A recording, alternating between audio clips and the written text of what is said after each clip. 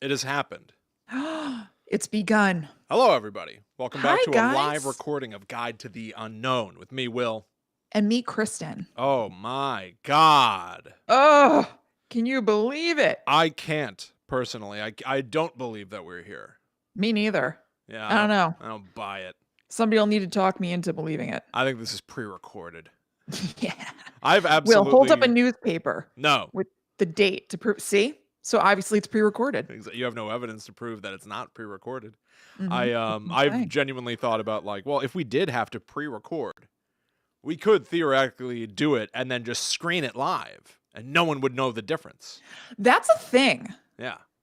That is a thing. Like there'll be like webinars or whatever where you have to sign up for a webinar time. They kind of make it seem like it's live. Yeah. But it's not. Yeah. I think we could get away with that. Oh, we get with it scot-free. We Easy would never peasy. be able to get away with it. Why not? I don't think so. I don't know.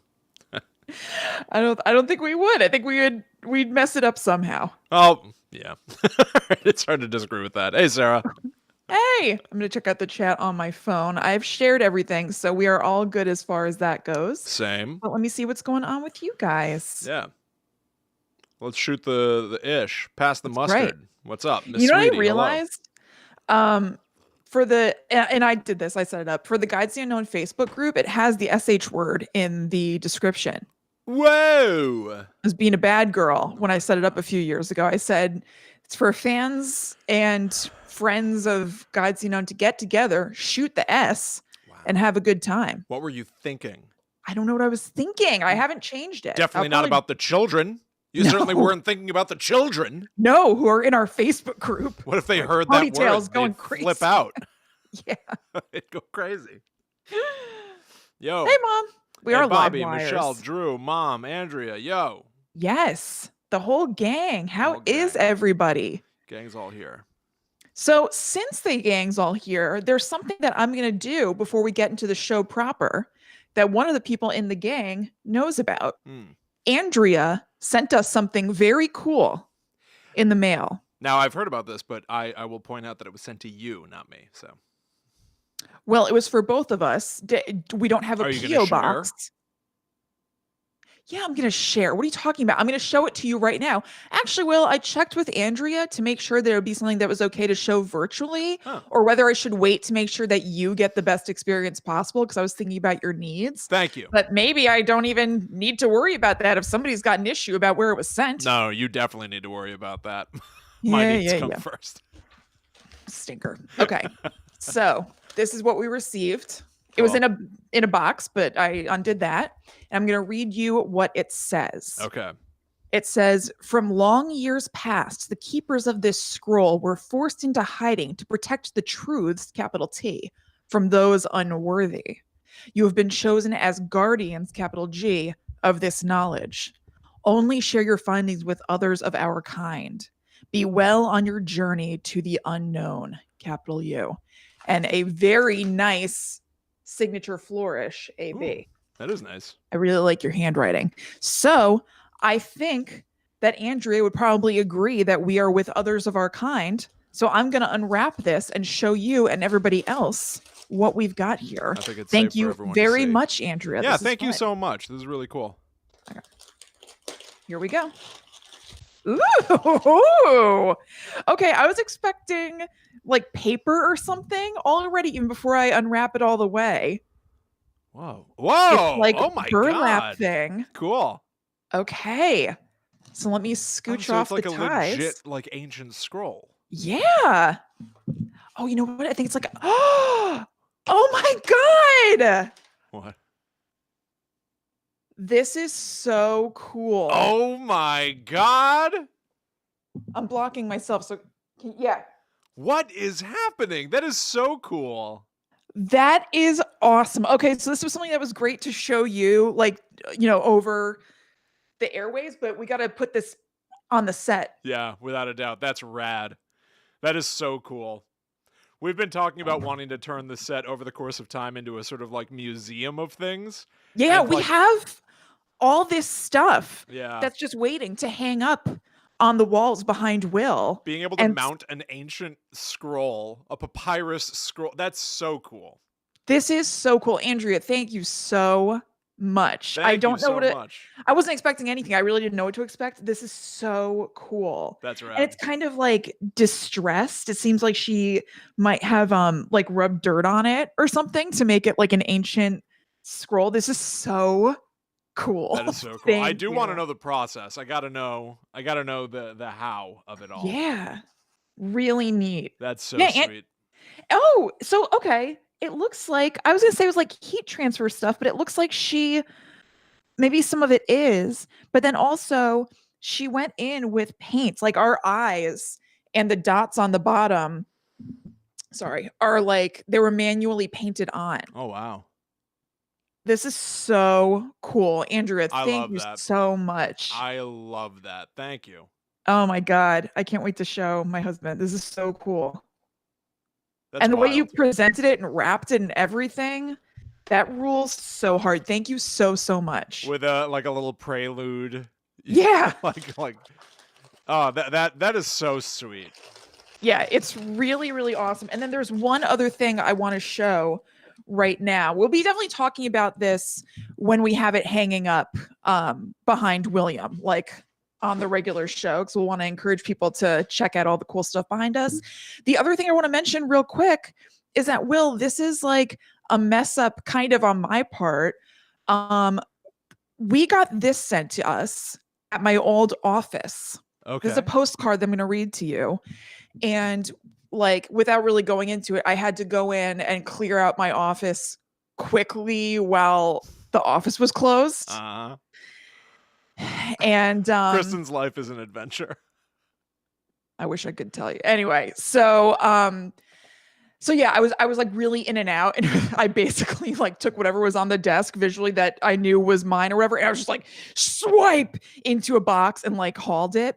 So I actually didn't see this until the last couple of days, and I'm gonna read you what's on this postcard. This is so cool. I actually don't know when it was sent. It doesn't have a date on it. But it, I have a vague idea of the time frame. It was in the last few months, but this is really awesome. It's from a listener named Kaylin. And it says, Dear Will and Kristen, greetings from Japan. Longtime listener, first time caller, but I thought y'all might like mail from overseas. I love GTTU. It always makes me smile. This card has many daruma, which people use for well wishes. You make a wish, paint one eye black, and when it comes true, you paint the other. So this shows many wishes have come true. My wish for you both is happiness and continuing to seek the unique. Thank you for all you do. Warm regards, Kaylin. That is amazing. I know. It's so cool. So that's what it looks like. Sorry about the glare. That's cool. Really, really cool. So thank you guys. Daruma? Yeah, it's Daruma. I didn't look up the pronunciation, but I would guess it was that. From Kaylin? Yeah, Kaylin in Japan. I don't know if she lives in Japan or if she was visiting, but that's a name I recognize. And I'm so sorry, Kaylin, if you're watching now or later, that I didn't see that until now. Thank you so, so much. Thank you. That's really, really cool. And very sweet that it's just kind of like a kind message and like wishing the best. That's very wonderful. I know. It's really awesome. So yeah, the chat is going nuts about how friggin' cool that scroll is. Andrea says that her niece did the vinyl print and she aged it with mysterious Starbucks coffee. That is so cool. I can't tell you. That's so cool. Thank you very, very, very much, Andrea. And thank you to your niece. It's like very meaningful. I love that you guys did that together. That's wonderful. It's so awesome. I can't wait to like hang it up over there. Out of curiosity, I just pulled up our stats for Japan. And here, I'm sorry, I'm not going to make this too long because it's complicated to get into anyway. Since the beginning of time, since we started doing Guide to the Unknown, 159 listens in Japan. Maybe they're all Kaylin. Maybe.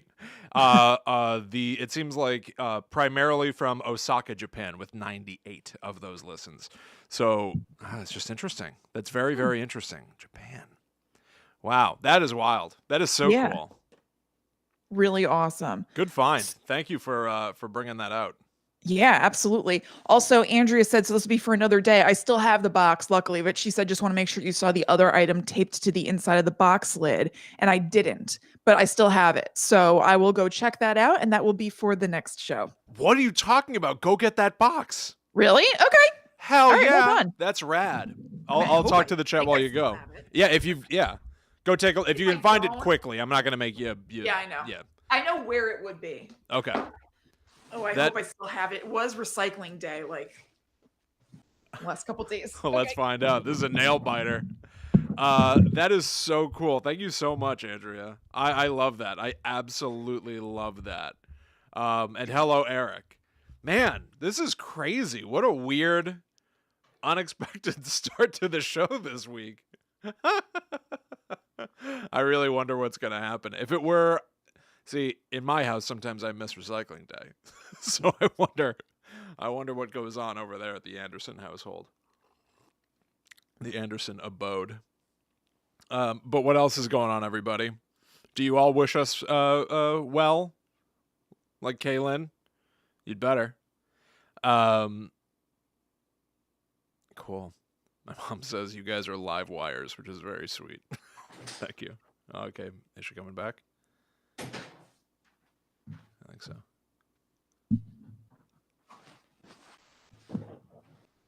Results? Oh no.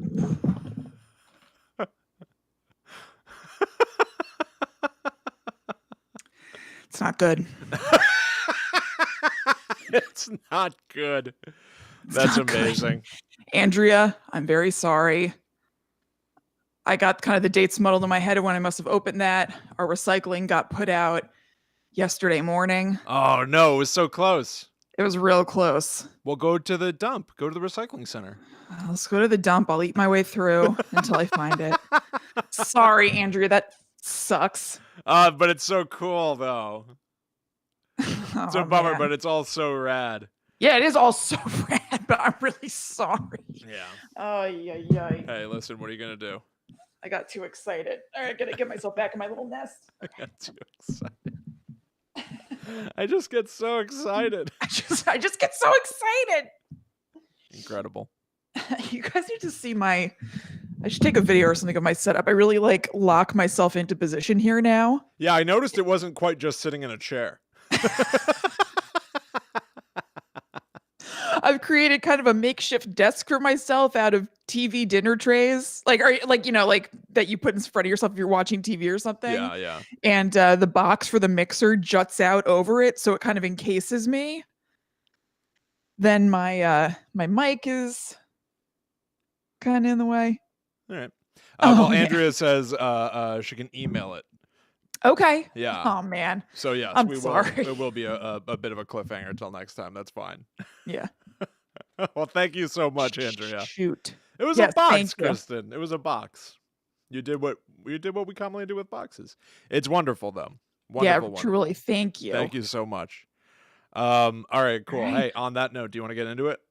Let's do it. Time to go. Time to dance. Mm-hmm. All right.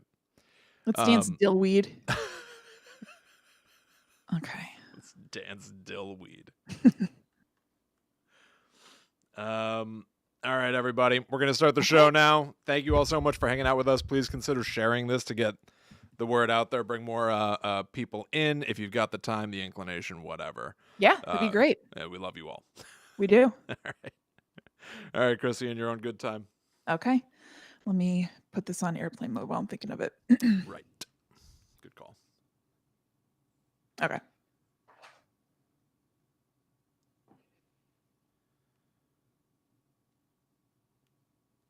Hello, welcome to Guide to the Unknown. I'm Kristen. And I'm her little brother, William.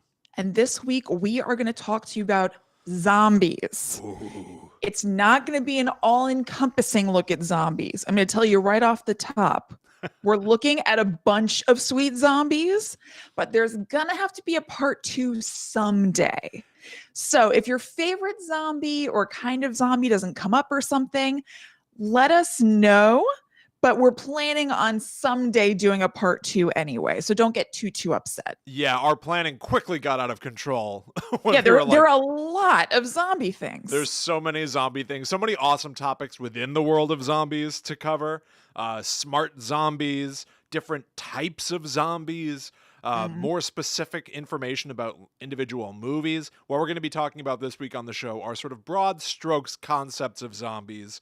A lot of how did these individual zombie apocalypse outbreaks begin, and some concrete information about a few of the more popular different incarnations of these flesh-eating ghouls. That's right. We're going to be talking about some of the heavies today, but not all of them. Yeah. So don't worry, we will get to them down the line. Oh, yeah.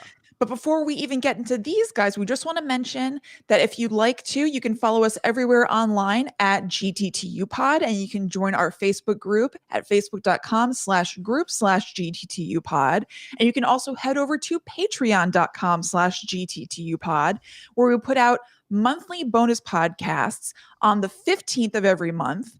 We have a live streaming session where we plan the month's topics with the group over there on the first Sunday of every month, and lots of other little random bonuses there. You get all of that if you donate at the Netherworld Warrior level, which is $4 or more per month, and we appreciate it so much. Yeah, and I can actually tell you right now that we just released the most recent episode of our Patreon-specific podcast, The Netherworld Dispatch, on which we talked about sort of horror hypothetical questions. One of them, how would you solve a zombie apocalypse? And Kristen and I really got into it.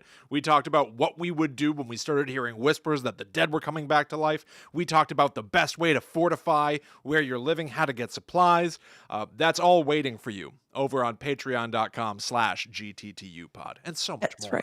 That's right. I want to mention that over there are commentaries for the first 3 Scream movies. Scream has been in the news a lot lately. Yes. It's always in our personal news a lot. And the 4th Scream commentary will be coming soon. So it'll be a good time for you to catch up on those. They're very fun. What you do is you hit play when we tell you to, along with the movie.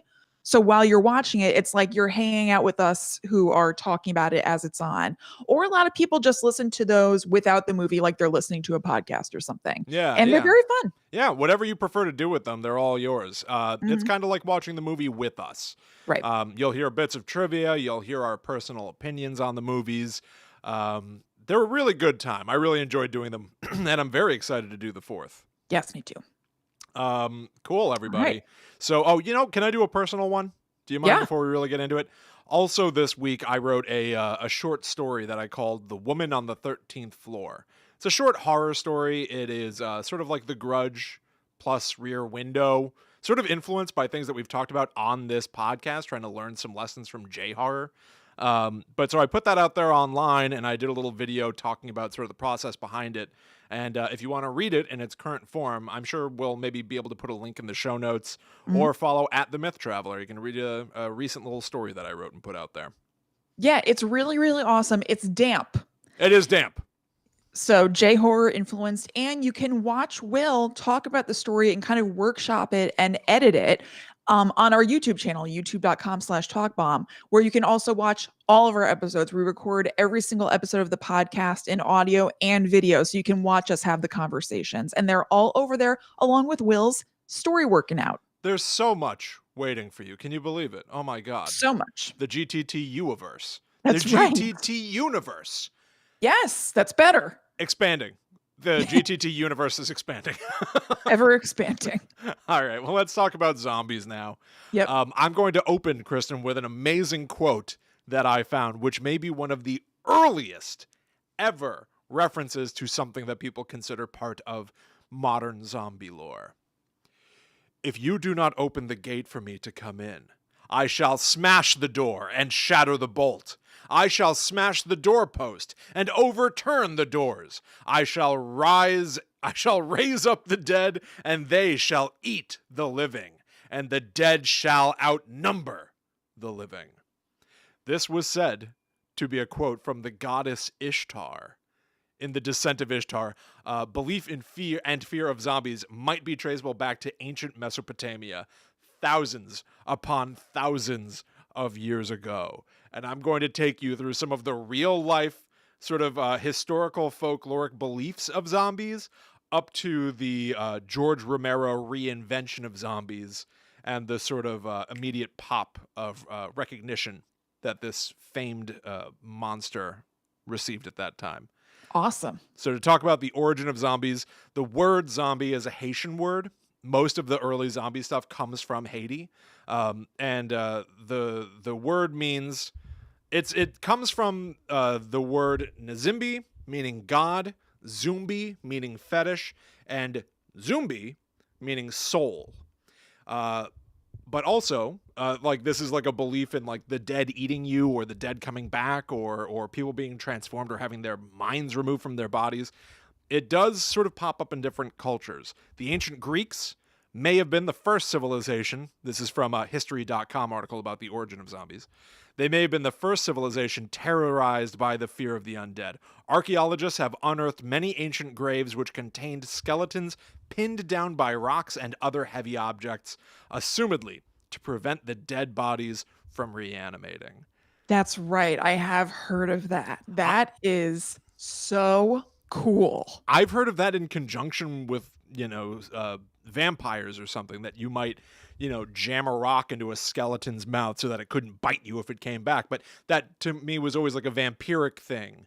Or maybe that's the kind of thing I'm thinking of. I don't think of it specifically with zombies, but I mean, I've heard of that before. Yeah, well, it's interesting that, like, I think that we talked about this on some recent episodes we did about the Universal monsters, but it always struck me as odd that, vampires are dead but alive, Right. The mummy and loving is it. dead.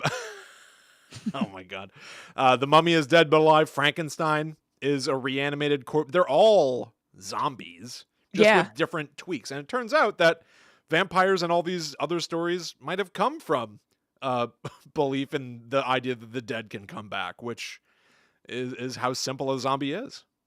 That makes sense. I mean, you're right. At their core, they're kind of all zombies. So it kind of, I guess they all do spring from a core fear. Yeah. And it just branches off in different directions. So you can put your own spin on it. Exactly. It's like how exercise is one word that encompasses a million different things. It's not just one thing. Right. Yeah. Zombies sometimes could encompass a million things. Sure. Yeah. Sometimes if you're, exercising, you could be getting a demon out of somebody. Sometimes if you're exercising, you're doing Ring Fit Adventure in the living room. Right. Exactly. I actually forgot about the exorcising thing, but yes, it is also scary sometimes. So they have a lot in common. It's scary or healthy.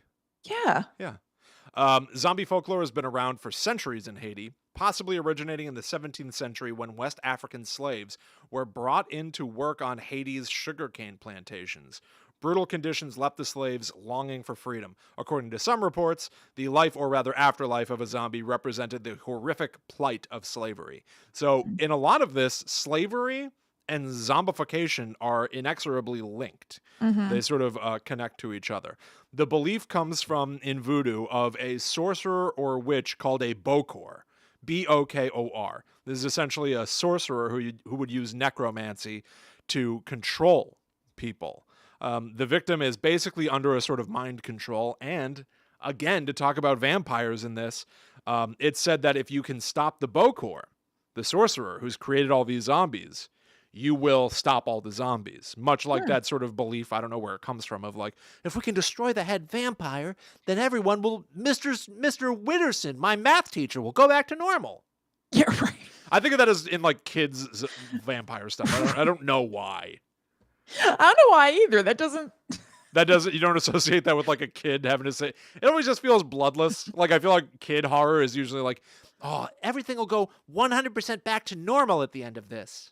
Rather than Mr. Witterson's, the math teacher, just being a dead guy.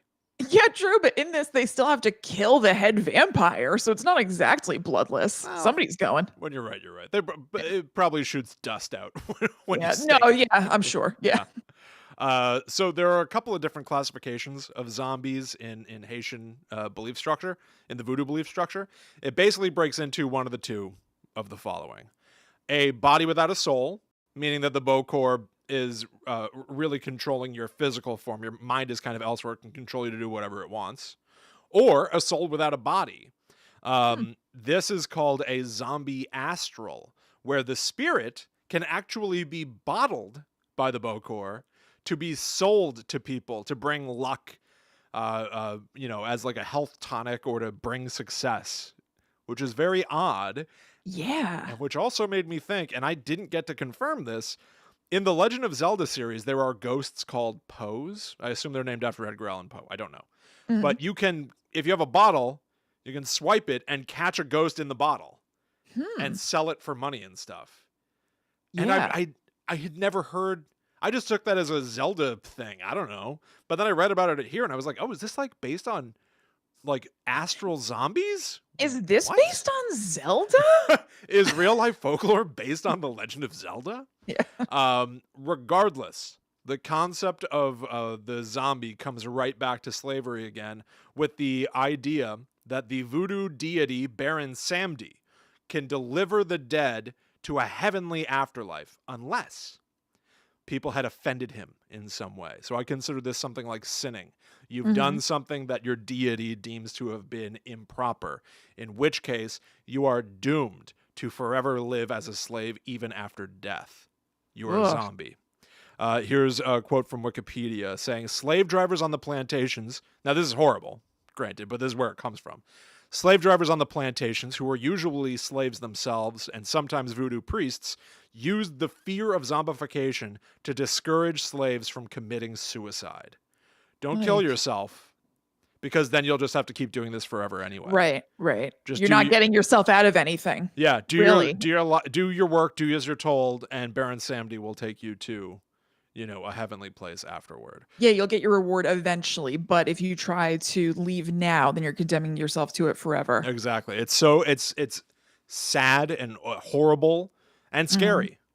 And also diabolical. Diabolical. Like yeah. 1,000%. That's a major way to control people. It like cuts deep. You know what I mean? Like that's very scary. Existential fear. You're gonna destroy your immortal soul. Yeah. Yeah. Here's a belief from South Africa. After rail lines were built to transport migrant workers, stories emerged about witch trains. These trains appeared ordinary, but were staffed by zombified workers controlled by a witch. The trains would abduct a person boarding at night, and that person would then either be zombified or beaten and thrown from the train a distance away from the original location. So is this like a rumor that was spread? Yeah, I took it as to dissuade. Yeah. Wow. Yeah, I took it as like a fearful thing about, literally just about the idea that now there are these train tracks that are bringing people in. Yeah, so like don't escape. Or, don't try to escape because this is going to happen to you anyway. Yeah, I guess so. Let's get real crazy. There's an ethnobotanist named Wade Davis who went on a trip to Haiti and talked about things that he said confirmed stories of people using different powders and stuff to turn people into zombies. Now, I was reading all of this stuff from like hundreds of years ago, so I assumed that when I read the date, this was like 1882, some like impossibly long ago. This is from 1982. This is when this happened, 1982, 1 year before you were born. Yeah. This guy said, yeah, no, zombie powder. Okay. He reported that a living person can be turned into a zombie because of different sorts of powders, medicines, and chemicals. One of them is in a French thing called a coupe de poudre. Coupe de poudre. Coupe de poudre. Now, it's called a powder strike. It includes pufferfish neurotoxin, called tetrodotoxin. The other things are a drug called datura, and also parts of a recently buried child's brain. Combined, when given to somebody, it would put them in a death-like state so that you could then be buried and recovered later to almost like fake your death to bring you back in a weird way. It made me think of like Romeo and Juliet, to be honest. Yeah, that's exactly what it sounds like. So you're not really a zombie. No, but you are, because I guess you're kind of dead. They say that like it might make you shamble or put you in like a haze. You're easily susceptible to suggestion.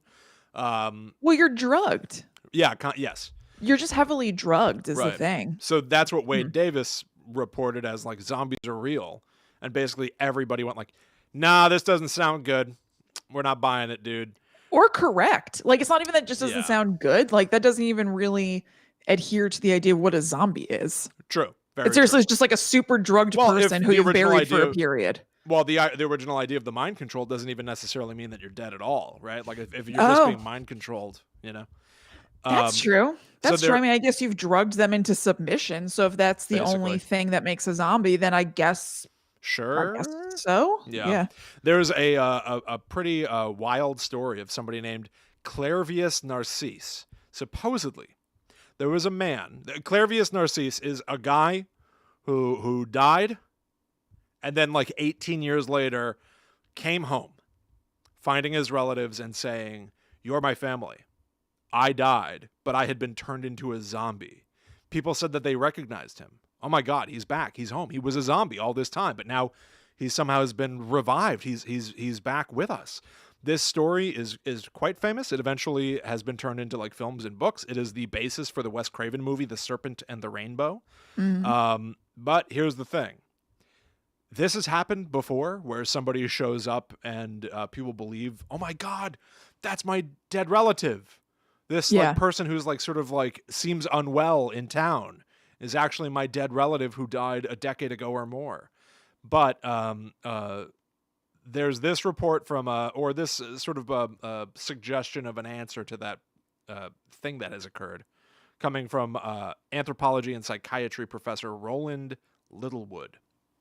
He says, I came to the conclusion that although it is unlikely that there is a single explanation for all the cases where zombies are recognized by locals in Haiti, the mistaken identification of a wandering mentally ill stranger by bereaved relatives is the most likely explanation in many cases. People with a chronic schizophrenic illness, brain damage, or learning disability are not uncommon in rural Haiti, and they would be particularly likely to be identified as zombies. So it's almost a case of somebody who is like unwell, possibly schizophrenic, not receiving treatment, so they are sort of left to, live on the streets. Right. Combine that with somebody who is grieving a loss, looking for any answers they can find, and then seeing the face of the person that they're missing on this stranger who is unwell, and they believe that they're a zombie having come back. Oh my God. That reminds me real quick of, have you ever seen the documentary The Imposter? About there was a family who the son went missing, and then somebody in America, and then somebody showed up in Brazil saying that they were the son and that they had been trafficked there. And, things happen from there. You can guess from the title of the movie that that wasn't true. Right. It is a really well-made documentary. It's fascinating. Really? And I think it's on Netflix or Amazon now. It's on a more common streaming service right now because I saw it. And I remember I wanted to rewatch it last year because I think Ryan hadn't seen it or something. It was only on Tubi TV. And now it's back on a regular streaming service. So if that sounds interesting to you, you guys should go look that up. Oh, that's very interesting. I think I've heard of that in concept, but I never saw it. It's very, very good. Really well done. Yeah. Well, now let's pivot to fiction. So that's the sort of like original voodoo zombie. Mm-hmm. But like I said, the concept of a zombie or bringing the dead back to life has been around for a really long time. The Wikipedia for zombies even does cite Mary Shelley's Frankenstein, the book, 1818. And then 100 years later there was H.P. Lovecraft's Herbert West Reanimator. Stories of scientists trying to reanimate dead bodies, bring them back to life. And spoiler alert, usually the results are terrible. They did a terrible job. I don't know if you could do a good job. It just doesn't seem like something that's meant to happen. Well, Kristen, don't put it down. I hope people are still out there trying,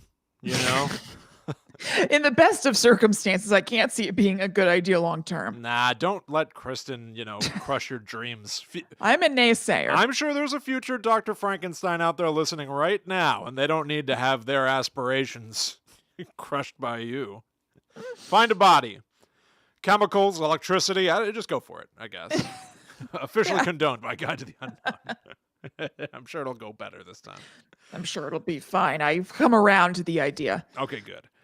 There is a movie called White Zombie from 1932. This was filmed on the Universal backlot. It's not a Universal horror like monster movie, though. Though it does star Bela Lugosi as zombie master Murder Legendaire. Wowee. His name in this movie is Murder legendaire. I hope you go in knowing that he's kind of the bad guy and that it's not that they just gave him a name that was like a humongous tell. Right, yeah. When it was supposed to be a surprise. I am Merder Legendra. Seems like a nice enough guy. It is sort of there's no mystery anymore why Rob Zombie loved this, you know? Rob Zombie's band was White Zombie, right? Yeah. And then he went on to have characters that were named like Rattlesnake Ted in his movies. Yeah, right, like, right. Oh, of course right. he loved this thing where the main character's first name is Murder. You're totally right, Will. It's bizarre. So honestly, there are a few things in reading the synopsis for this movie, I didn't watch it, that made me think of that kill the head vampire kind of concept. Murder legendaire. I should also point out that it's spelled Legendre, so it's definitely like legend. Yeah. It's definitely something like that, but murder legendary. Come on. Fine. Yeah. Yeah. So he kidnaps a lady because somebody loves her and wants to turn her into basically like a love slave kind of a thing. Sounds right. And he does it. He does it. Sounds right. Then they push him off a cliff and all his zombies, she comes back to her senses once he's gone. So who cares? They made a sequel called Revolt of the Zombies. 1936. Bela Lugosi did not come back, but they did use a few shots of his eyes. Oh. So they just went ahead and stole that. Just put that in the movie. Who cares? Again, it sounds like they did a little Crispin Glover situation. Yes, 1,000%. These early movies, notorious for it. In one of the later Mummy movies that we talked about, they just used footage of Boris Karloff again. It's like, they didn't care? They didn't bother getting clearance or anything? Weird. So the sequel, Revolt of the Zombies, very poorly received, and it ended up in the public domain, which I only note because another very famous zombie movie is also in the public domain, and it's like there's a curse on these films that you're really at risk to forget to put the copyright info on your title card or something. I don't know. Are you getting to that movie later? Is that what you're saying? Oh, hell yeah, I am. Yeah. The book I Am Legend from 1954, which spawned the movies The Last Man on Earth, The Omega Man, and the Will Smith movie I Am Legend. I thought of this as a vampire story, but it is sort of also zombies. I don't know. Reading about the book, I did not care for the Will Smith movie. Nor did I. No. Kristen and I watched it under the worst possible circumstances. It's quite unfortunate. I'm sure we've said it before. We have, but quickly I'll go over it and tell you that we were having a Last Supper with our dog that was being put down the next day. The next day, we made her a hamburger. We lay with her outside, and then we decided to watch a movie together, all as a family with our dog. We decided to watch I Am Legend, and it started to get to a part where the dog, spoiler alert, you probably guessed from the setup, the dog has to die. And it was starting to happen, and we were all like, I think we even out loud were like, is he gonna right now? He is. Oh, God, he is. Tonight, of all nights, we watch this. Yeah. So it tainted it, but I don't think I liked it anyway. Is it? Could it be? It is. I think we were. Sofa. Do you think we were acknowledging it? I think we kind of did. We definitely did. I distinctly remember I was sitting on the floor putting together a photo album of the dog. Right. And I looked up at the TV and Will Smith is crying, killing a dog in a bathtub. And I was like, this isn't, who wants this on the best of days? Right. How could this be happening right now of all movies for us to pick? No Why? Way. It could, honestly, I got to tell you, that was a particularly horrible circumstance to be watching it under. I don't care what I'm up to. I don't need to be seeing that. No. Don't need nor it. I. Not in the mood for it. No. Don't want it. Not going to have it. Decline. The book, however, I honestly might pick up. I spoiled a bunch of it for myself for the research for this, but oh my God, it sounds so awesome. So there's a guy, he survived an apocalypse, Every night, the zombies only come out at night, and they're not even really zombies, but the creatures only really come out at night, but he's boarded himself up inside, so they keep just being like, come on out, we're going to get you. They're talking to him. It turns out that there is a bacterial infection that caused this whole mess to begin with. If it hit the living, they were turned into basically a kind of vampire thing. But it also resurrected the dead. And so those are zombies. Cool. Very fun. So there are two sort of classifications here. And the circumstances of a guy trapped inside having to board up the windows and everything inspired somebody. It inspired a young technical filmmaker named George A. Romero, who would eventually go on to make Night of the Living Dead. changing the zombie as we have all known it before and creating. Honestly, this is the point in the story where George A. Romero invents the modern zombie, the idea of a dead person brought back to life who eats the living. Did not exist in this form until George Romero and has now just been used countlessly by a million different people. I almost feel like people have like ripped apart George A. Romero's creation, much like how his creations rip apart the living. It is obscene the lengths that people have gone to gobble up this concept and turn it into their own thing. It's like putting your name on somebody else's essay and turning it in as your homework. And, you know, some of it's great. Some of it's great. But it all starts here. So George Romero was a technical person. He did a lot of commercial work, literally shooting commercials. He also shot segments for Mr. Rogers' Neighborhood. And he got it in his head. He was getting sick of this work, and he and his partners decided to make a horror film because George A. Romero said he felt that people had a thirst for the bizarre. Thirst for the bizarre. What a great quote. Yeah. And they were originally going to make a horror comedy that was going to be called Monster Flick. He and his writing buddy on this movie, it was George A. Romero and John A. Russo, came up with the idea of the dead coming back and eating the living. It was John A. Russo in particular that said that, oh, they've got to be the recently dead. So that meant like, oh, there's something converting the living into these creatures, and they're going to be like they need to eat flesh. Romero, however, only referred to them as ghouls. Nowhere in the script do they use the word zombie, because up until this point, this is not the definition of a zombie. Right. But he used the word ghoul because there is an Arabic demon called a ghoul, which is associated with graveyards and consuming human flesh. So to him, that was sort of the closest approximation. Yeah. He considered it to be a completely new kind of monster. The original shooting titles were The Night of Anubis, and they later changed that to Night of the Flesh Eaters.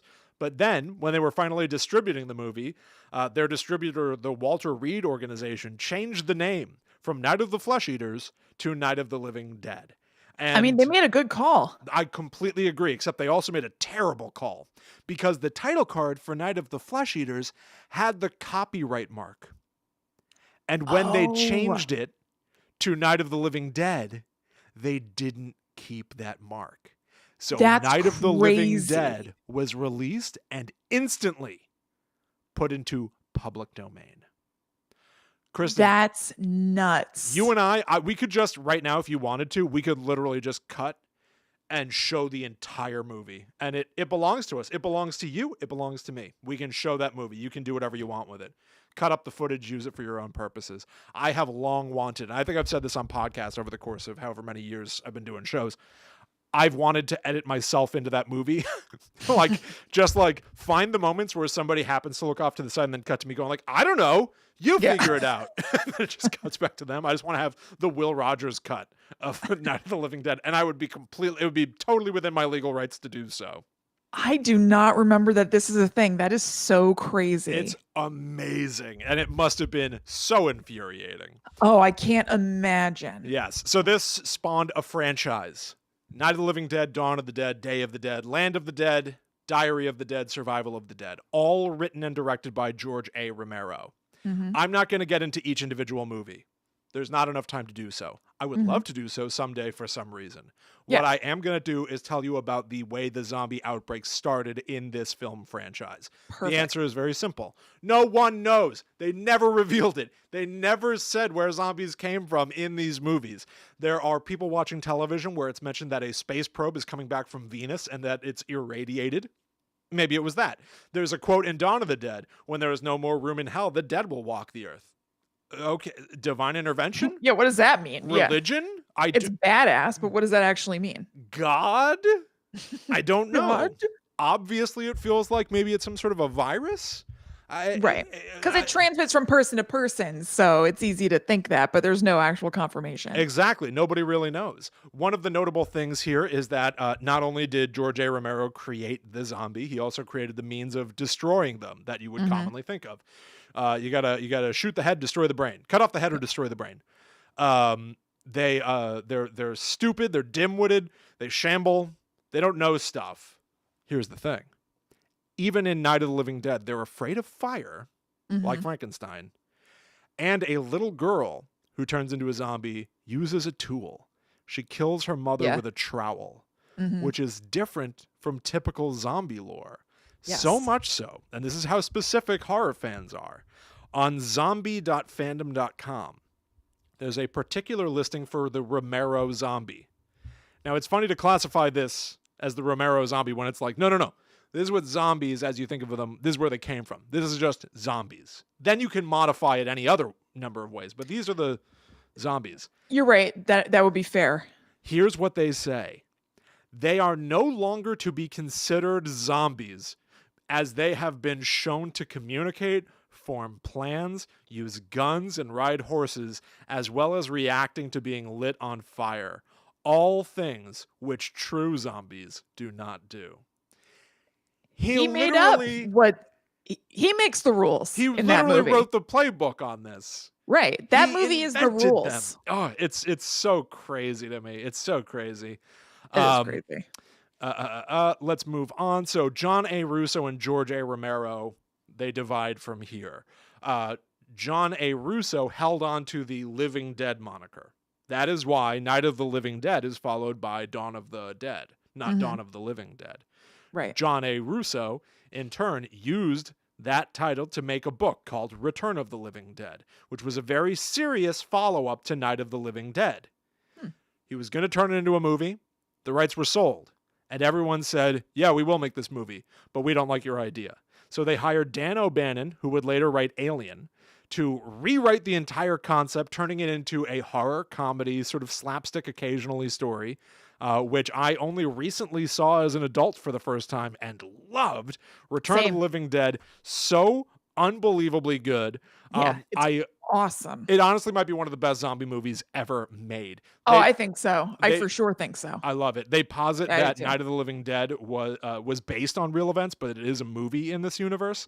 And instead, the outbreak in these movies are called by a chemical called 2,4,5-trioxin, which can resurrect any dead to come back to life. It doesn't matter if you're alive right now and you breathe it in, you're going to be turned into a zombie gradually. It doesn't matter. Right. You could be a skeleton in the ground for decades. You will be reanimated.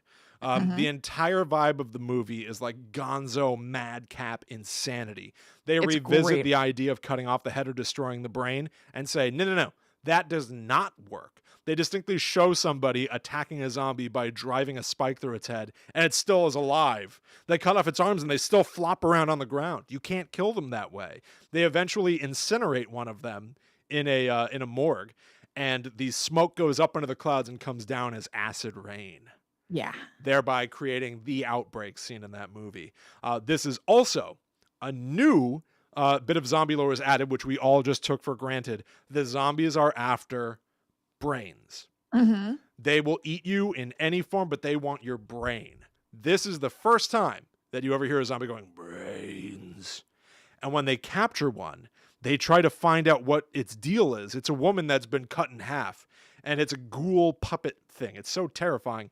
And they're like, why do you want to eat us? And she goes, I want your delicious brains. She's going, brains. And then she goes on to explain, because she can feel herself decomposing. She is alive enough that she can feel her body rotting. And eating brains makes the pain go away. Yeah. She says it with this like lilting, it is go away, frightening, like soft little voice. Yes. But so a new thing is added to zombie lore that everyone just used forever. Brains. They all want brains. I know. It's so strange that almost everything about zombies feels like it's entered into the public domain. Yeah. Well, everybody just uses it. It's weird. Totally. I even no, go ahead. Oh, I glossed over this, but the fact that George Romero did not refer to his creatures as zombies at all, how did they come to be known as zombies? And the answer is sort of a shrug. It seems like it might have been response from the public. Reviewers, they just started referring to those creatures as zombies, presumably because they were shaped like people, just like the voodoo zombies were, but just kind of doing their own nefarious goals thing.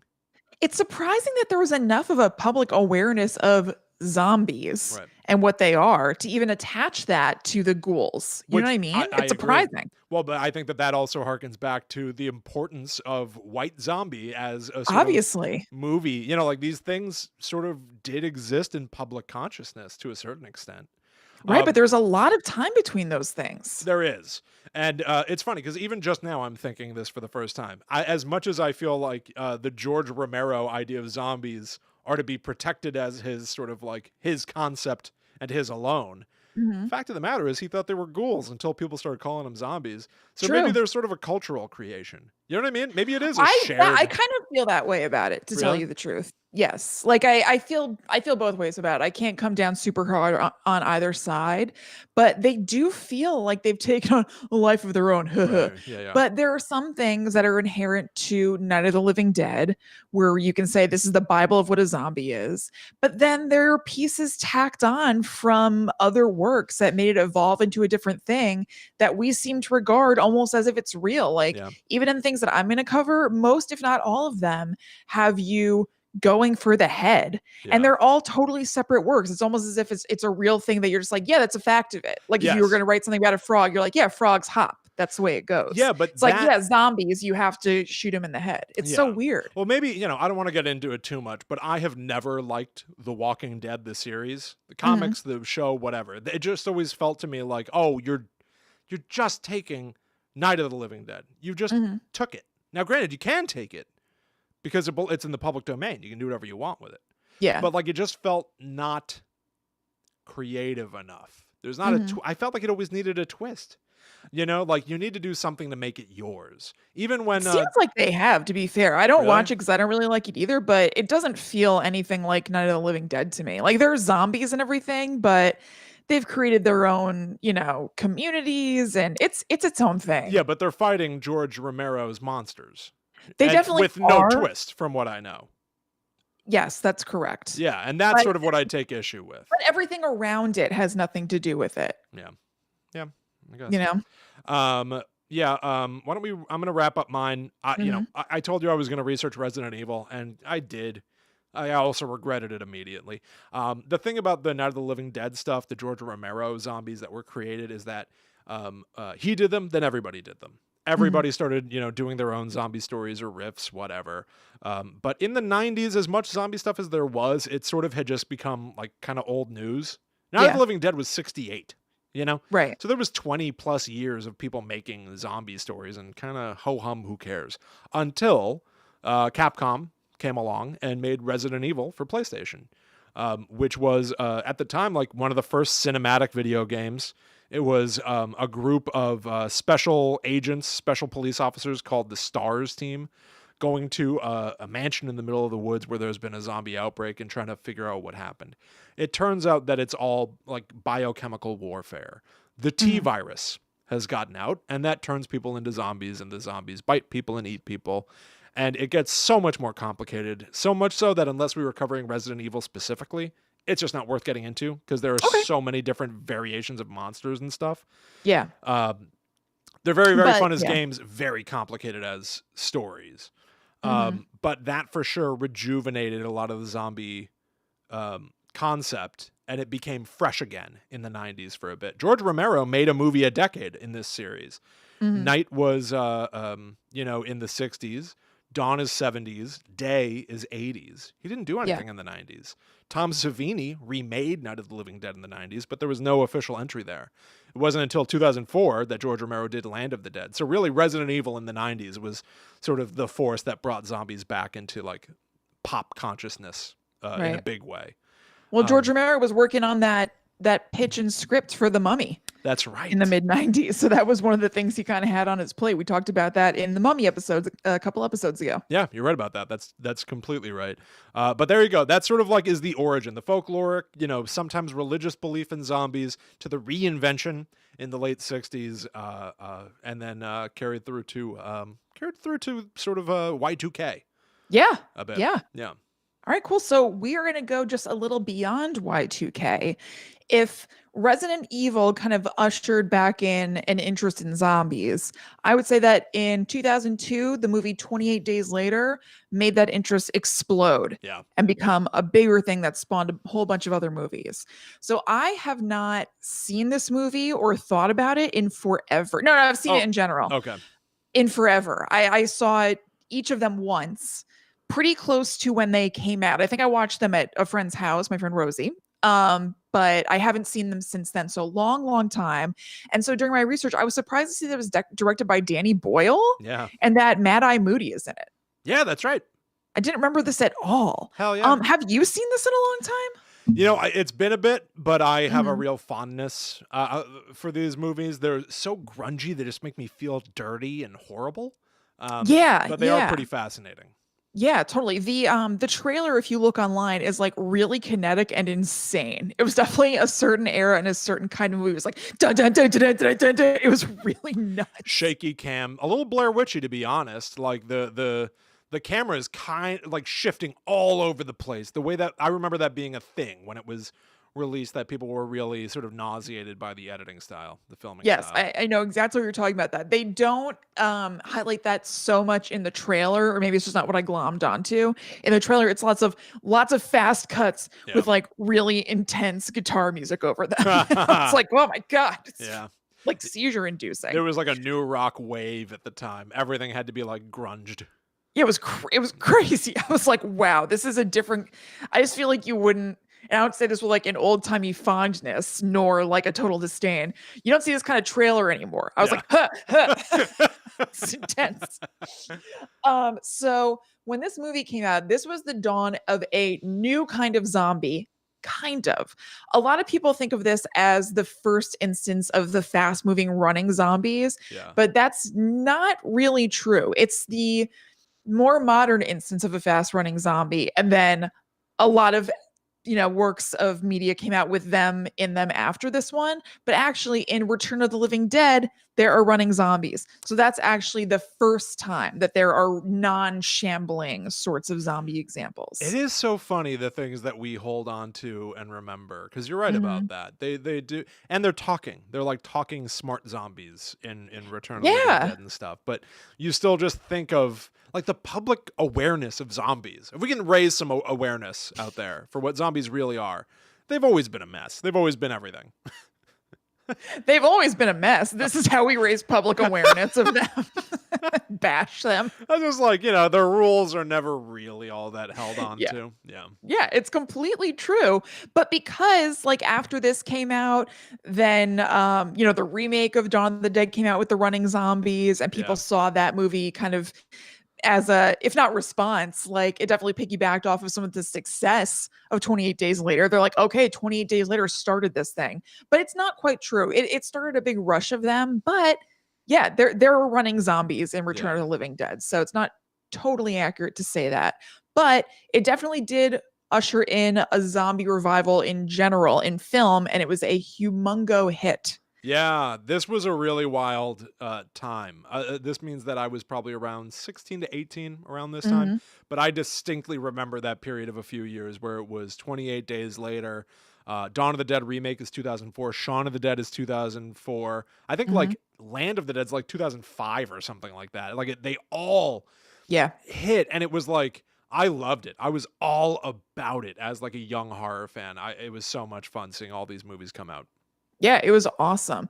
This was also, it was a period where there was still a lot of like fun horror movies, because this is kind of coming on the heels of the slasher revival from Scream, and there being I Know What You Did Last Summer, and even a bunch of like stupid teen sort of horror movies.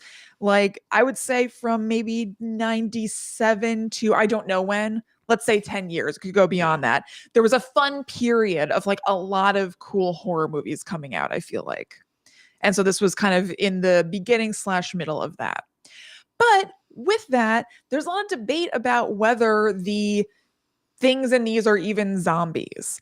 And I kind of feel like it's splitting hairs a little bit. I don't really care that much. I think for all intents and purposes, they are. Yeah. But the main deal is that they're not undead. It's not somebody who died and then came back to life. It's that they were infected by a virus, but they act pretty damn zombie-like. Yes. So for me, they're zombies. I completely agree. It all boils down to, like, you know, what we were just saying. Like, how steadfast do you hold the idea of a zombie? Like, so much so that, like, oh, if they use a tool, they're not a zombie. Oh, if they have, remnants of memory, they're not a zombie. Oh, if it's, it still boils down to, if you get bitten, or these things are all trying to kill you, people get converted into these things en masse. And if somebody's piling up shopping carts or putting boards on windows. Yeah.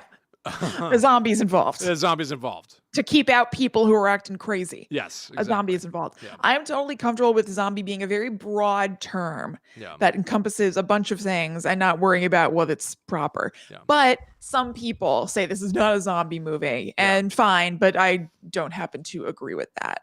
But George Romero was one of those people. He said that he did not feel that this was a zombie movie, even though he thought it was a good movie, but these are not zombies because they're not dead. Which, fine, I can see feeling a little bit more personal about it because zombies are kind of your thing. 1,000%. They also don't eat flesh like most zombies do. They have no desire for food or nourishment in any way. Like, they're not eating people to eat people. They're just biting people as a means of infection. It's just a way to transmit the virus to as many people as possible. That's what this virus does to you. It makes you just want to spread it, basically. Interesting. They also, what makes them different than zombies that you think of is that they have like a deftness and awareness of surroundings that's different than normal zombies. So like, where a closed door might stop a shambling zombie, where there's like boom into it and they can't figure it out, the infected in 20 days later will bust through that door. They know that this is a door and there's something on the other side of it and they can get through it. Okay. So here is how they became zombies in 28 Days Later. Animal liberation activists released chimpanzees who had the virus in Cambridge, and it spread super quickly, causing society to collapse. The virus is super contagious and it causes major rage, which is why it is called the rage virus. Right. It takes people over super quickly in like 10 to 20 seconds, and the infected have no trace of their former selves whatsoever. They are now just like a killing, infecting machine. It kind of plays well into their fast moving thing in this movie. Like, it takes over really quickly. And rage, if you think about it, is like a very like kinetic kind of busy emotion. Yeah. Rage, you talk about it simmering, but that's still motion. There's something going on under there. If you have a lot of it, it boils over, and these people are boiled the hell over and running amok. So I heard the original title was Boiled Over and Running Amok. It didn't test well. They're boiled over. Oh, they're running amok. Yeah. I like it better. So here is what they look like in this movie. The virus causes spasms, so they're very twitchy, and they have enlarged red irises. And also in the comic book version of 28 Days Later, if not in this movie, I couldn't remember, and I couldn't really totally tell from the pictures, they bleed from their orifices. Yeah. So their eyes, nose, mouth, and even their hair follicles, which I find very freaky. Ew. I know. Here is how you kill them. Since they're alive, they can be killed by any means that you would kill a human. So, stab, shoot, whatever. But the catch is they're extremely resilient. So it's more like you can use those means, but you're going to just kind of like slow them down. Most likely it's going to take like a lot of bullets to kill them because they're raged out like they're on PCP or something. So you can shoot at them, but they're going to still keep coming at you because they're just like coursing with adrenaline. Ugh. But they have no self-preservation instinct. They are purely, like I said, they're just trying to spread virus. So actually, a lot of them starve to death eventually because they're not actually eating or anything. If they're biting, it's just for that contact to spread. Oh, that's interesting. That's very interesting. So theoretically, you could really flatten that curve. Yes. Yes, wow. If you cut off their supply of fish and chips in Cambridge. Well, no, they don't want the fish and chips. Wait. Yeah, you know what? That's probably how they tested it. They probably put a delicious plate of fish and chips. Or bangers and mash. Bubble and squeak. In a cell and watched some of the rage-infected creatures walk right past them. Oh, that's not possible. That's delicious. It is. Wait, so how do you flatten the? How are you saying you flatten the curve? Well, no, you just stay inside, and then anything that's outside, not getting in. Oh, I see. Not spreading the disease. They'll all just starve and it'll go away. No, but they're coming inside. They're gonna bash through your house and stuff like that. Like in the Patreon episode where we were talking about like boarding up your windows and stacking cars, they're gonna like rip through a car. Oh yeah. We would need to put together a totally different hypothetical plan if it was the 28 Driving days later in an RV. They're ripping the car. Yeah, they just be eating it. They're ripping the door. They're ripping metal. No, they get through everything. No. So we would just have to like run them over repeatedly or something. I don't even know. I can't even get into it. I'll get in a whole hole. God. Okay, so here is the section miscellaneous / bits and bobs. These zombies haul total ass. They move very, very fast. They're pumped full of adrenaline. The virus is in their blood and they go bananas, which is not just a chimpanzee pun. The movie is very actiony and intense. Or at least the trailer makes it seem that way. But another thing that could undo them, William, is that they can't swim. Like Tiny Tim. Why? In Robin Hood Men in Tights. I don't know. The thing I read said that they can't swim. They don't do well. I guess at one point there's like water between them and somebody and they're flailing around or something. Hold on a second. Tiny Tim. Are you sure? Oh, wait. No, Little John. Wait, is that right? Tiny Tim. Tiny Tim is from A Christmas Carol. Yes, and also the Tiptoe Through the Tulips guy. In the Muppet Christmas Carol, he gets all worked up about freshly cooked goose, and he starts having an episode. That's his weakness. No, who's the guy? Is it Little John in Robin Hood Men in Tights? I think it's Little John. That's who I meant. Okay. I know. That's why I questioned whether that was the right name even, because I was like, did Little John name himself after Robin Hood? Oh my God. There's no. Did we ever confirm whether or not Ghostface Killer is named after Ghostface?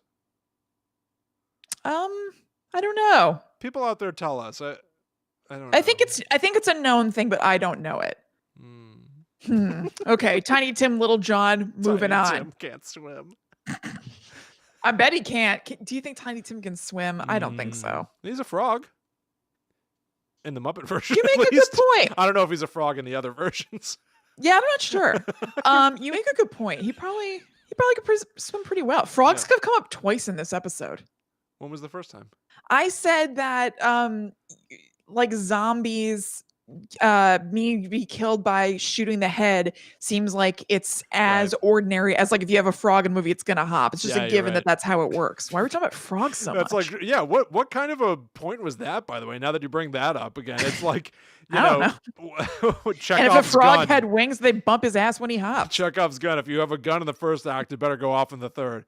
Well, yeah, there's also Chekhov's frog. If you see him in the first act, he better be hopping by the end. I don't know. I have no idea. I want to see that sucker hop. Well, let's hop to the next movie. 2004's Dawn of the Dead remake. Hell yeah. Have you seen this one in a while? And do you remember it well? I remember it very well. I have not seen it in a very long time. I know that there was a lot of music video editing going on in it. Yes. Sometimes the comedy doesn't work for me. Sometimes it's a little too extreme. It's an early Zack Snyder movie, right? Yes, it is. But written by James Gunn. Yes, correct. Although he started it and then he had to leave to work on the second Scooby-Doo movie. Oh. So there are other writers on it as well. Interesting. But yes, the main story is by James Gunn. Okay. I feel the same way. I haven't seen it in a really long time, but even reading about it, I was like, oh, I remember this movie. Like I remember it pretty well. It's pretty good. Yeah, I enjoyed it quite a bit. Yeah. So it's a remake of the 1978 George Romero movie, and the plot is roughly the same with some key differences having to do with the zombies. So everything is kind of sped up across the board. The original movie had the classic shambling zombies, and in this movie, they have the fast-running zombies, just like in 28 Days Later. And who knows whether that was an idea that they already had. I could see that, to be fair. Being like, okay, we're going to do a remake. We want to keep classic elements, but how can we change something? What if they run after you? That's not impossible, or it could obviously be influenced by 28 Days Later. I'm really not sure. It could also be the idea out there on the ether, and it visited Danny Boyle, and it visited James Gunn, you know? Right. Big Magic brought it to both of them. Exactly. But so the other thing that's faster about it is that the time frame is quicker. So the original Dawn of the Dead took place over a matter of months, and this movie takes place over the matter of like about a month or maybe a little bit less. There are also more main characters in the movie, so we need to move between them more quickly. So everything about it is kind of like more faster. And I was wondering if that's kind of emblematic of more modern times where we're used to having more, more, more. Yes. Like you can just literally in the culture, in technology, if you want something, you can get it. And I wonder if it doesn't mean that everybody goes for this impulse or this instinct, but I wonder if it does kind of get ground into us that like we can have what we want. We can try this and we can try that and we can put them all together. It was just a thought I sort of No, had. I think you're right about that. Faster, more intense. I think if we were to remake Dawn of the Dead another time, it would have to be like Mall of America. Right. Type mall. Like there's got to be like a roller coaster in there, all that kinds of like the escalation of it. I think that like inflation in money and in concept. Like I think like you've just got to boost everything. You've got to put everything on steroids a little bit for the next one. Yeah, I think you're right. And I also I wonder if you can track the effect of or the effects that that kind of stuff has on media. Like if our access to having anything we want all the time has seeped into a lot of creative projects over time where there's like, yeah, why not have it this way? I can get this app right now. I can put this character in. It starts to be like an in-ground personality trait or something because we're used to having it. I think so. I've been noticing more and more a draw in fiction to do meta commentary on the thing you're doing as you're doing it. Like just being like, what Scream did, oh, there's a killer chasing us. Like in those movies where killers chase people. And like now it's like that happens. That's not special anymore because like almost every single movie does that. Yeah. Like some sort of comment on how this is absurd to be happen. I can't believe this is happening. It's like something I saw on TV or something like that. It's just like nobody can tell a straight story anymore. Yeah. Yeah, that does happen a lot. You're right. That is weird. So yeah, that is interesting. I hadn't thought about that. Okay, so get back to the zombie thing. The cause of the zombies in this movie, like the original, we don't know what causes the zombies. It's implied to be a virus, partially because it can be transmitted the way that it is with biting or scratches in this movie. And wait, let me see. Or even scratches. Okay, so scratches are new to this movie. Somebody gets scratched and it's transmitted that way. It's actually kind of even a slight change from the early Romero stuff because early Romero, everybody turns into a zombie. It doesn't matter how you died or if you even came into contact with another creature. There is a cutscene from Land of the Dead that I saw where a guy hanged himself. And when they open the door to his apartment, he's dangling there like a zombie. It's just like, if you die, you come back to life.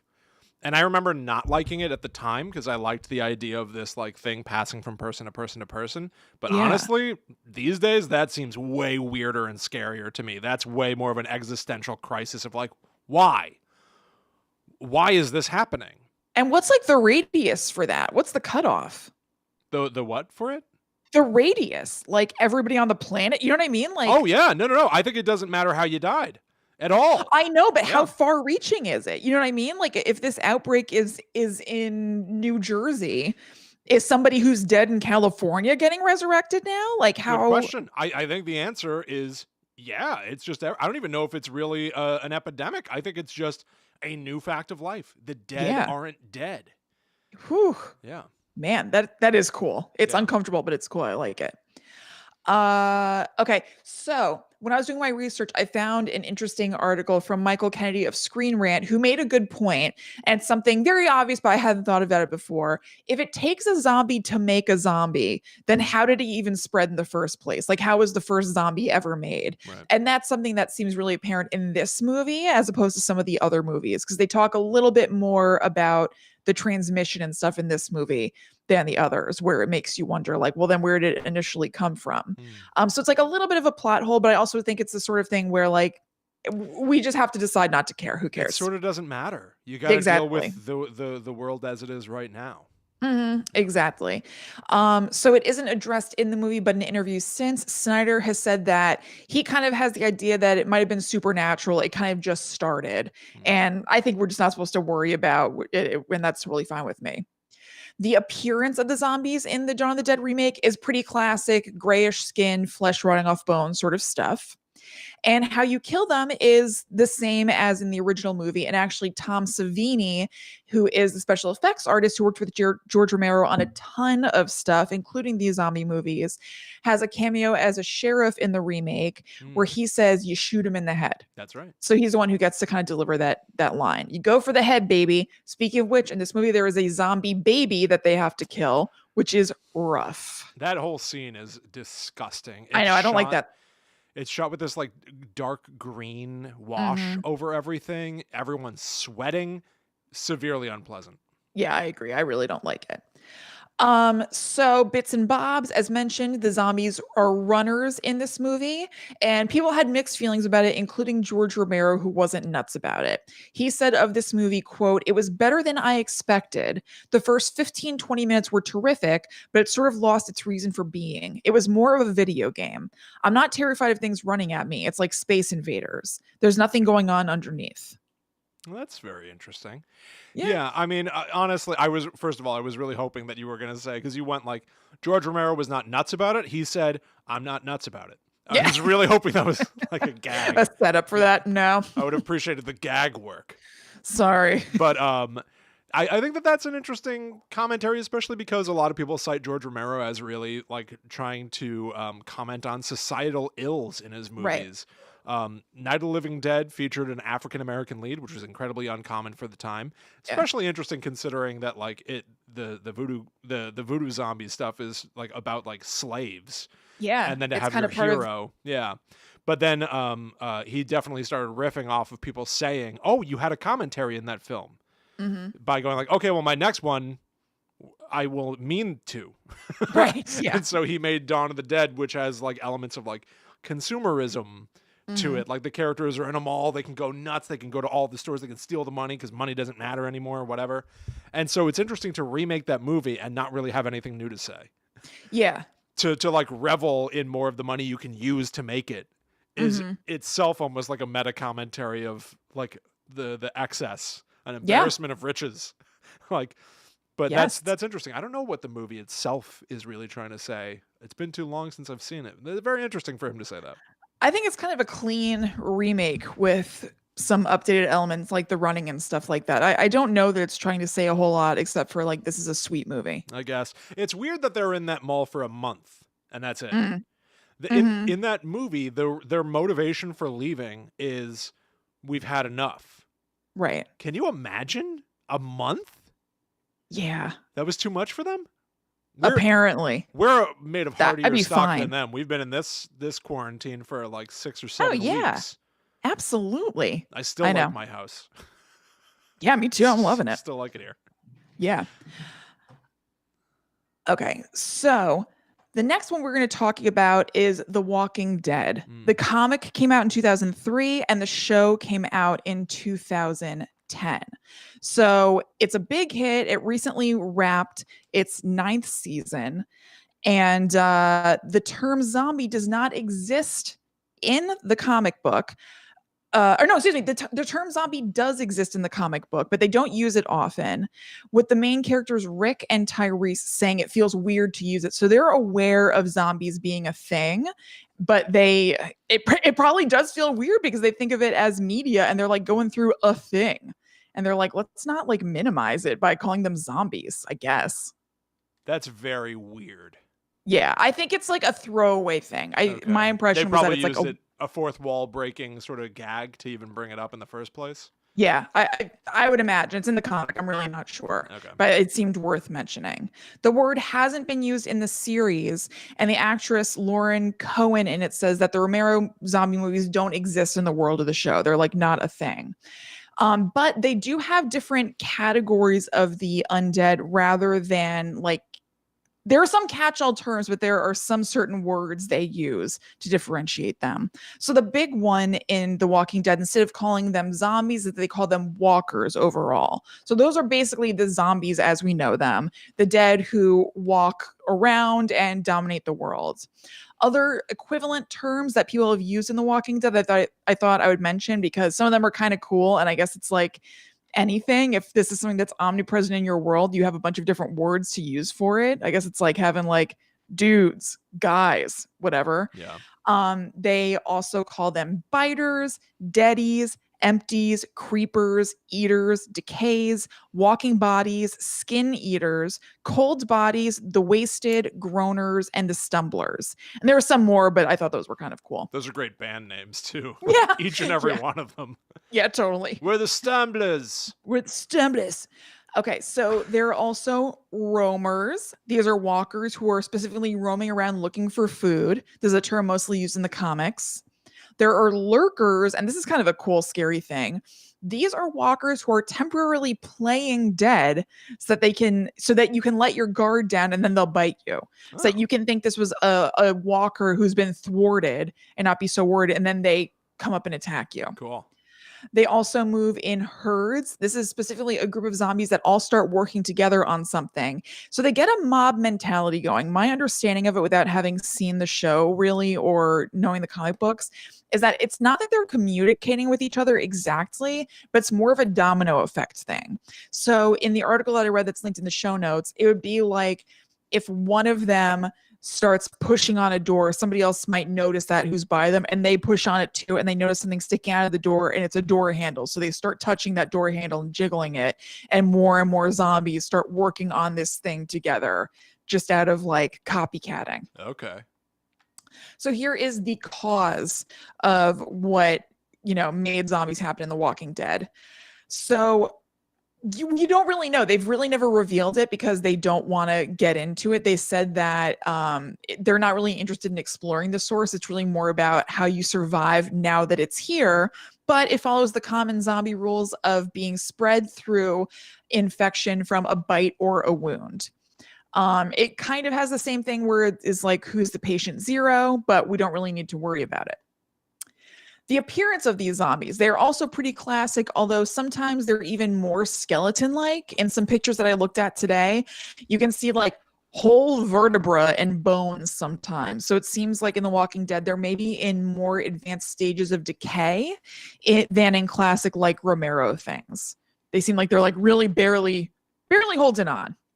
That's kind of interesting. It's like one of the benefits of modern effects work, I guess. Like, yeah, that's probably true. Yeah, I don't know if you've ever seen this like online or anything like that, but like occasionally for some reason, like I'll see on Reddit somebody's posted like, saw this hiking, and I'll click on it and it's like a frozen lake and there's a deer that got trapped in the frozen ice, and below the ice line, still encased, the deer is like preserved perfectly.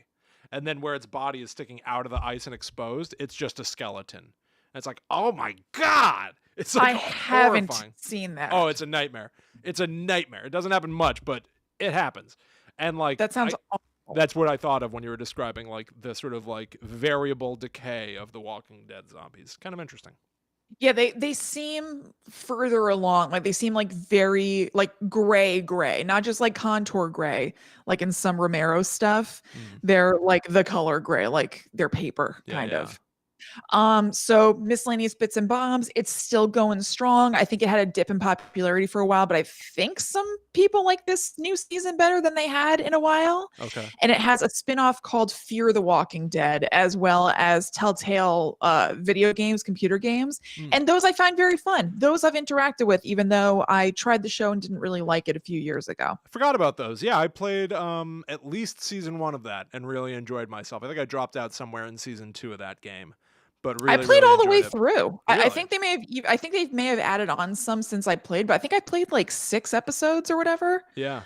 I really liked it. Yeah, I liked it quite a bit.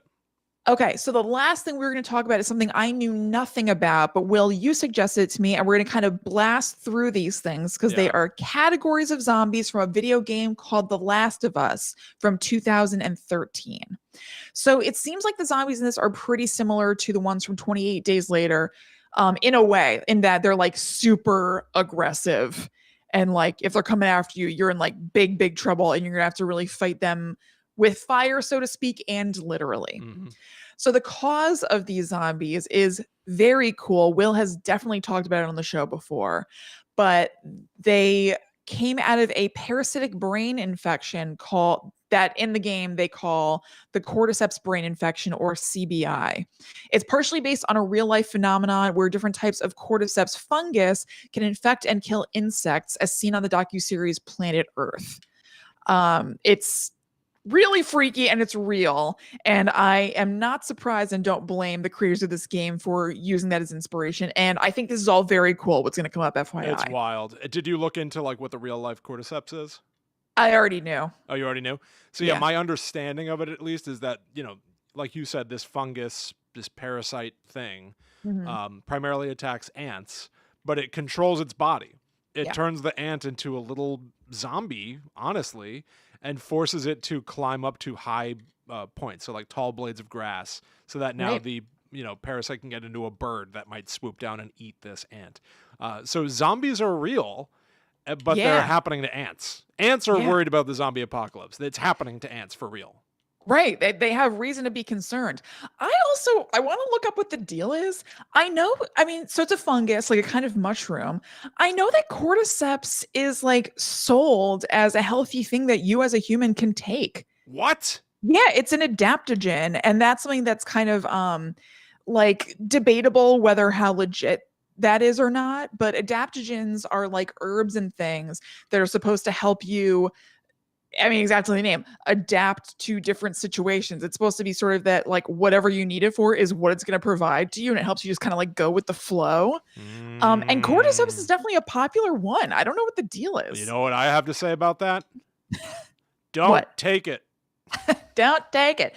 I've definitely taken like cordyceps before. Kristen, no. Yeah, because there's that popular coffee brand where it mixes medicinal mushrooms with coffee, and I like have bought a bunch of that. I definitely had the kind that had cordyceps and chaga, which is another kind of mushroom. You've made that coffee for me before. Yes, I have. Did it have cordyceps in it? It may have. I'm not sure whether it was that one or if there's one that had like lion's mane and reishi or whatever. How could you? How could you? I'm not fudging with that. I don't need I'm that in my controlling life. you. Well, maybe you'll never take it again, having done this research. I may or may not. We'll see. It's, I'm sensitive to caffeine and it doesn't ping me too badly, so it's a pretty good trade-off. But okay.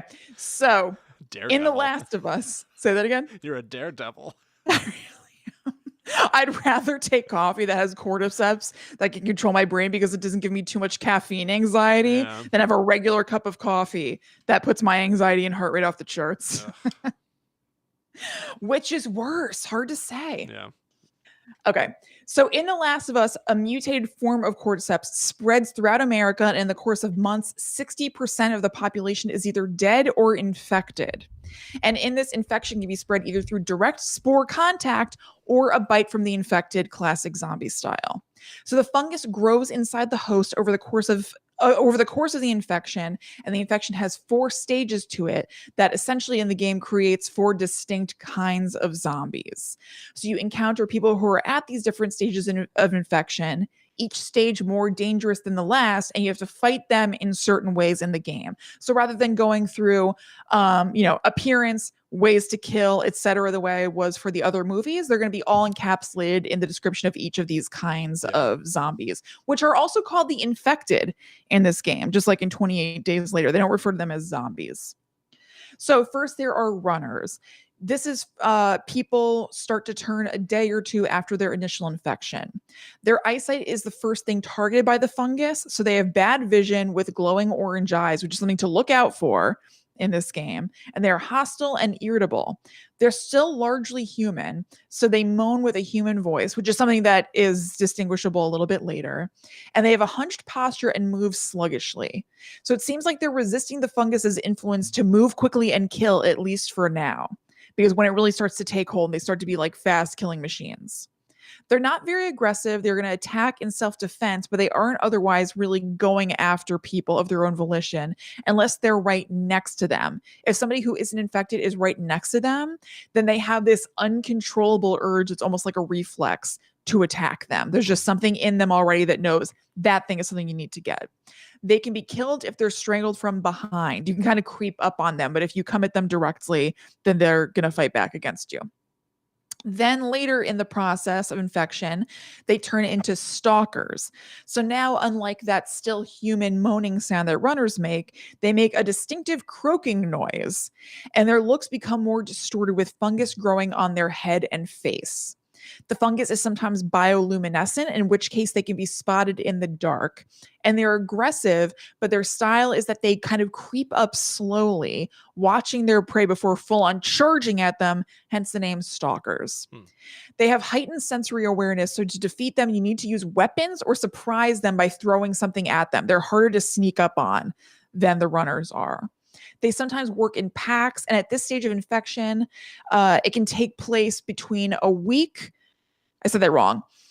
This stage of infection takes place between a week after the initial bite or transference and can last until up to a year. You can be a stalker before you then turn into a clicker. Now, these are the big guns. The clickers are horrible. They seem scary. Yeah. So by this point, they've had the virus for about a year, and they are significantly stronger than like a normal uninfected human.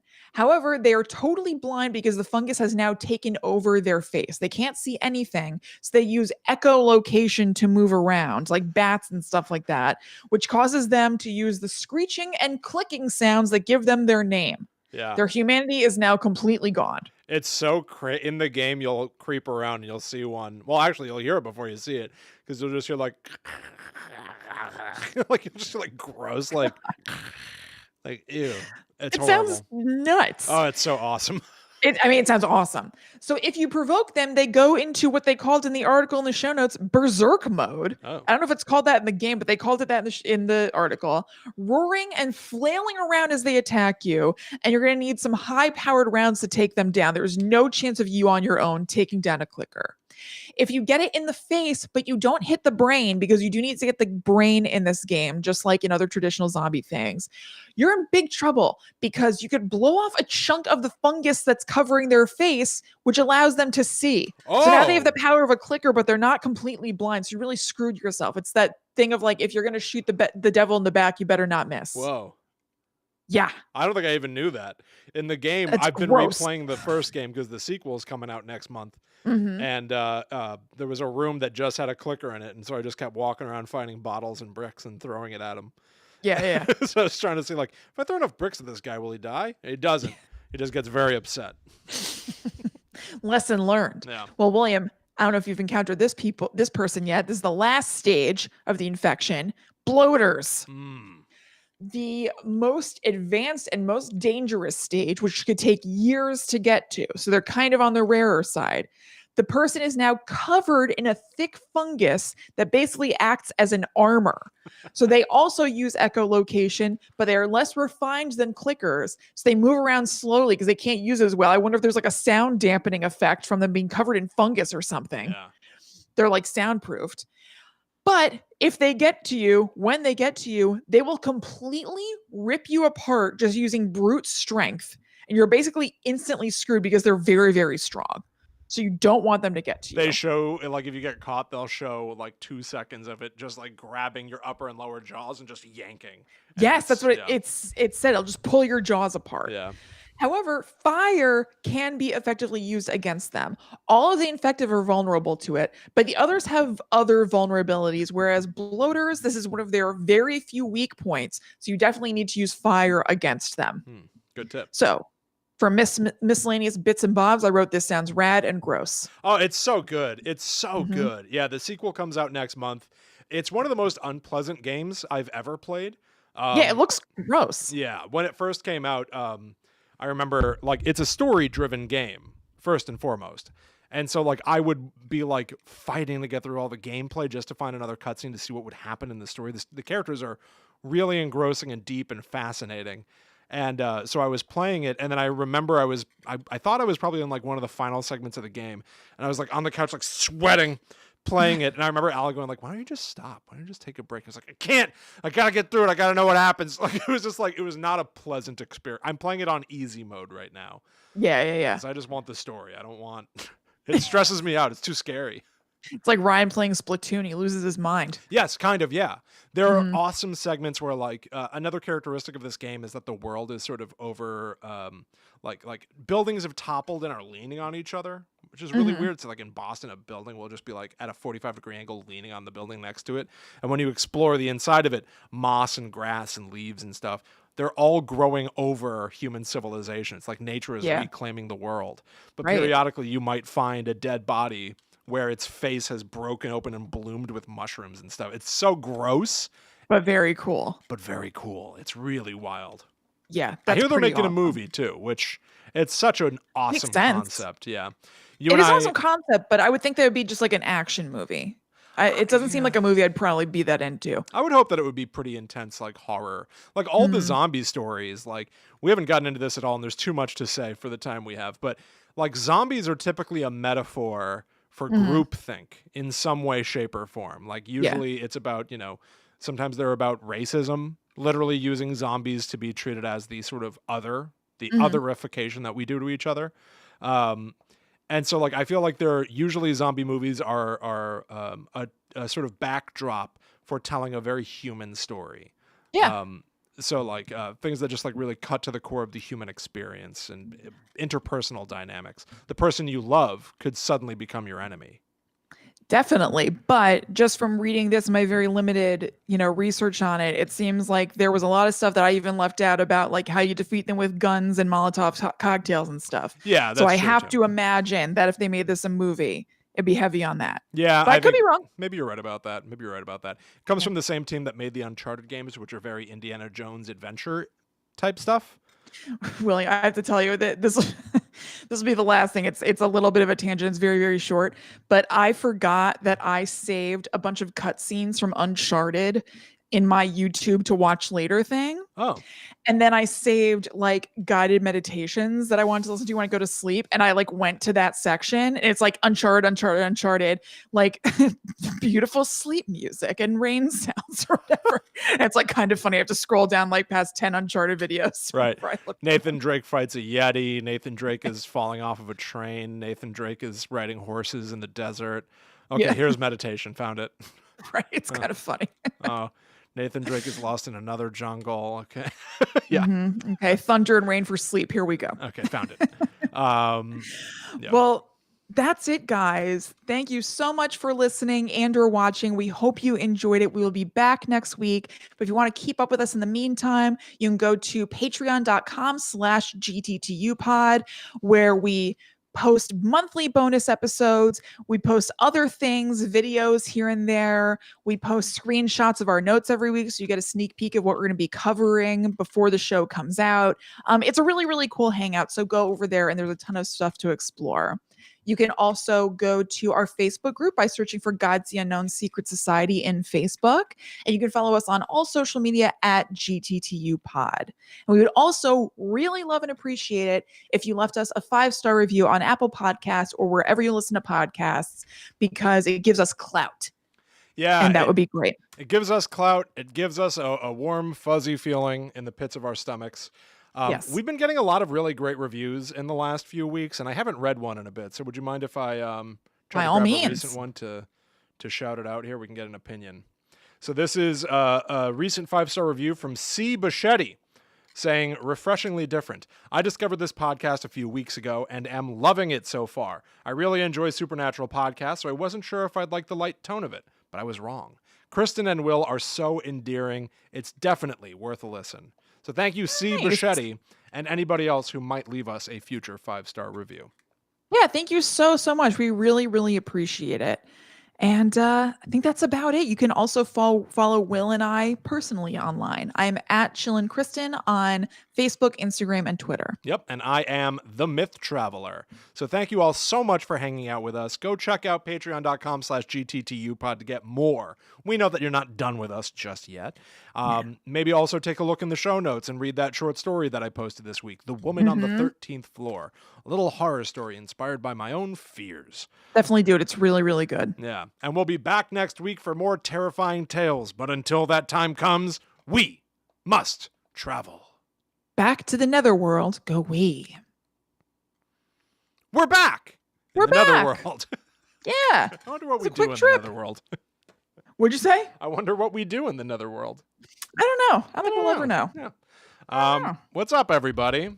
Yeah, I'm looking at the There you chat. go. I feel like that was a good like overview of like the big gun zombie stuff. So that if we do like, Return of the Zombies. Yeah, I think so too. Someday this will be the backstory. Yeah. That we don't have to cover and we can talk about more specific-y kind of things. But there's so much. Like look at the time. Look how long we've been on. Like there's so much and it's all cool.